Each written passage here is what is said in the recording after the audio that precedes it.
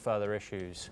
We now move over to the United States for our next story, where Columbia University has announced disciplinary action against dozens of students involved in a pro-Palestinian protest that occupied part of its main library in May.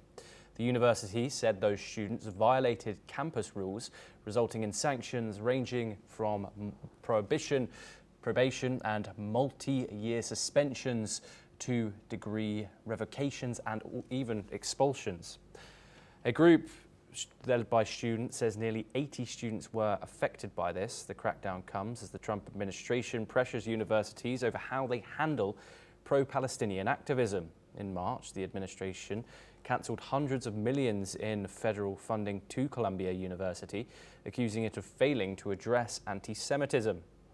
We're once again joined by Peter Bourne to discuss this in further detail.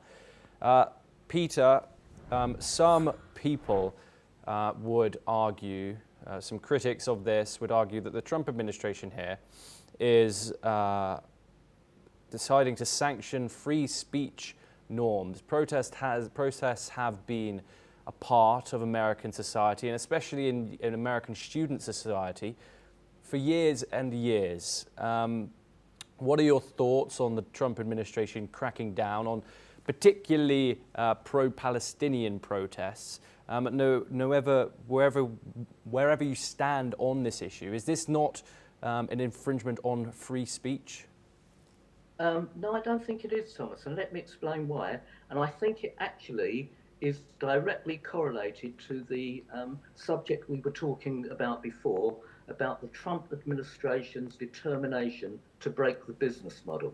Now, of course, in these universities, protest, free speech, part of the American culture and within the American legal system is absolutely, it goes without saying that those protests can take place. But where those protests lead directly to incitement and to acts of violence being committed against one particular demographic, i.e. Jewish students, then that can't be right. And the Trump administration, rather like the way they are using the Israel-Palestinian issue and breaking the business model of the NGOs, they're doing exactly the same thing with the universities. Peter, critics would say that they are protesting against the actions of the Israeli government and not directly protesting again and enacting on Jewish students here.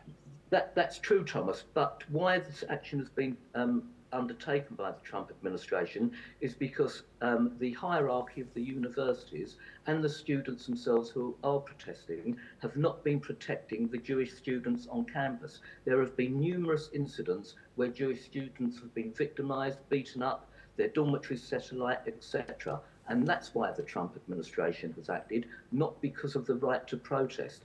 And the way the Trump administration has decided to counter these acts of anti-Semitism is by defunding the universities, i.e. breaking the business model.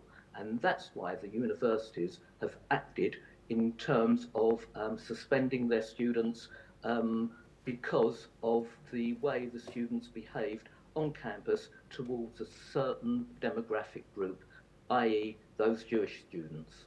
Okay, Peter Bourne, thank you very much for joining us. Always a pleasure to have you on the programme. We now move over to